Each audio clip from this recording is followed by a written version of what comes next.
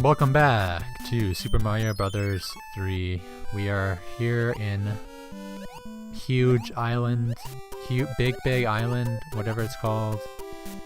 They actually tell you the names of all the worlds at the end of the game, so I guess we'll figure it out then. Once we finish the game entirely, we'll finally be able to figure out what the name of World 4 is. So here we have our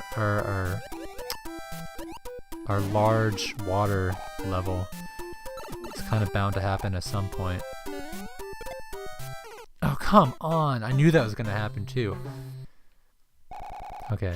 The thing that's kind of cool about Mario 3 too. Sorry, I keep gushing about fucking everything Mario 3 has done for the Mario universe, but the cool thing is, notice how level 4 is like in the water on the actual map, and when you go into it, it's a water level. It just makes sense. So you can kind of like, the game kind of telegraphs like what each level is going to be based on where it is on the map, which I think is a great concept. I wish I could. Oh, what the? That was incredibly lucky. I was gonna say I wish I could have gotten that mushroom. I got lucky, I guess. It just kind of everything worked out in my favor. I'm gonna not try to kill this Lakitu this time. I'm just gonna try to kind of lay low and avoid the little spiny guys. Yeah, it seems to be working out alright. Just go under here. Yeah, okay. See, I didn't even need to try to kill him. It's easier to just ignore him. That's a good strategy for when someone's giving you trouble. Just fucking ignore them. And they'll go away eventually, probably, hopefully. That might actually be terrible advice. I'm not like an expert on psychology or anything like that. I know nothing about psychology. So don't. It's probably good not to take my advice. I would suggest against it.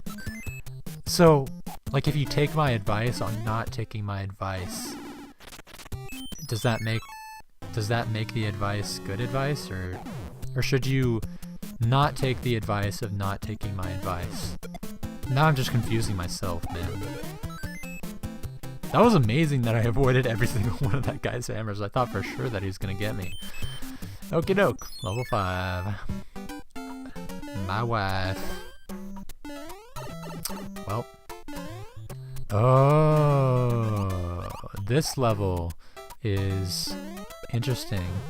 I actually found a glitch one time when I was playing this game where I got stuck in that little open space right there, but I didn't break this brick here, so I was kind of just trapped here. I think the turtle pushed me in there or something like that.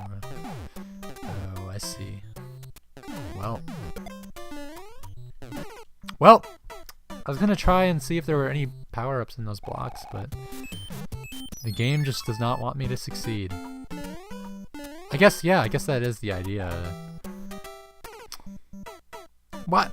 How come he gets to turn around randomly? He decides, oh, I can turn around now. I'm just gonna not follow my fucking pattern. This guy is hard. I don't know how to. Maybe I need to go under him. The thing is, he's like so large that he's difficult to avoid. Jump. No, I can't jump under him because his hitbox is fucking enormous. All right, I'm gonna try level 6 instead. I ain't got time for level 5. I hate Professor Layton. Just kidding. Level 5, don't. I love you guys, alright? Please make more Layton games, but not the stupid Lady Layton stuff. I don't really care for that. Real talk, I played that game, Catriel Layton, or Layton Mystery Journey, or whatever it is. I played it on the 3DS, because I didn't want to experience Professor Layton game on a phone. I just feel like that wouldn't be right somehow. So I bought it on the 3DS. I played it for a couple hours, and then I was like,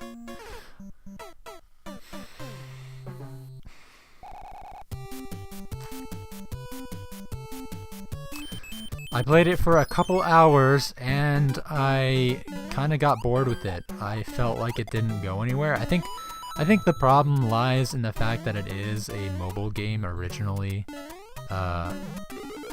and I guess I think in the mobile version you had to like pay for storylines individually. So like you could buy a pack that had like mysteries 1 through 3 in it, and then like another pack that had mysteries 4 through 6 or something like that. I don't know exactly how it worked because I didn't ever try the mobile version, but I digress.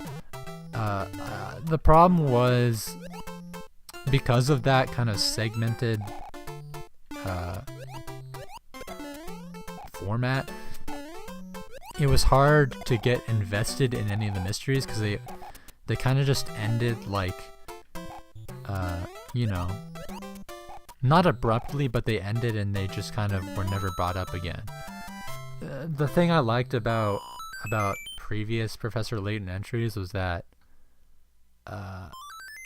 everything you did kind of mattered in the sense that it all had some kind of bearing on the story. So like you didn't solve a case and then just kind of forget about it for the rest of the game. You solved the case and then it kind of led into another case, or like gave you some insight into an overarching problem that you're trying to solve. Ooh, I wonder, did I just get lucky or did I always give you that? I think maybe it always does. That, my friends, is a Tanuki suit, which is basically just the same thing as... Oh, I figured it out. Awesome. It's the same thing as the raccoon tail, except it's like a full body suit, and it lets you...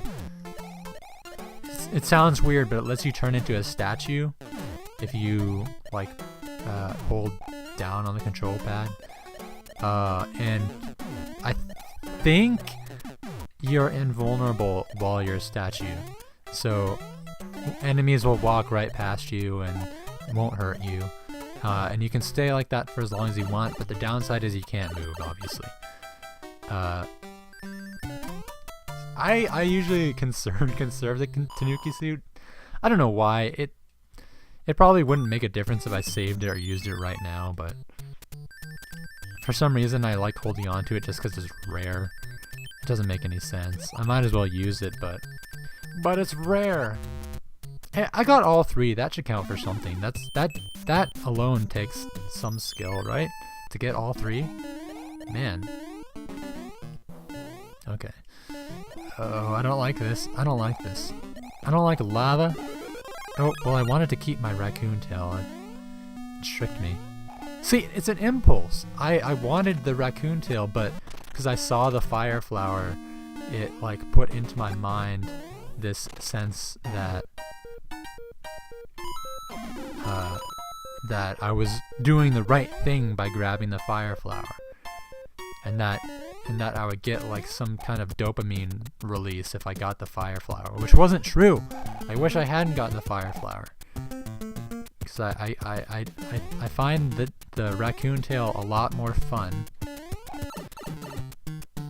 and it gives you a lot more advantages than just the stupid old fire flower does. The fire flower, you get a ranged weapon. That's pretty cool, but you know, the raccoon tail, you get a melee weapon, so it kind of already matches the fire flower in that regard. And you also get the ability to glide and fly. So I don't understand like why you wouldn't want the raccoon tail, or why you would choose something else over the raccoon tail. It just doesn't make a lot of sense.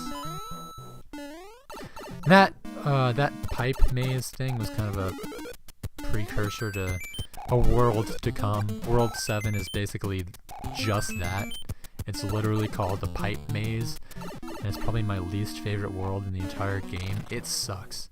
I already said that I don't like mazes, and I don't like the stupid piranha plants that come out of the pipes either.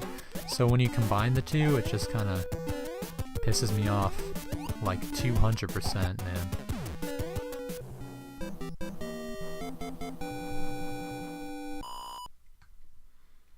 Okie dokie, in the next episode of Mario 3, we are gonna go to the castle, see what the king has transformed into this time, see what kind of wacky aminal he's become, see what we can do, get his magic wand back, and we'll finish up this world. So I will see you then.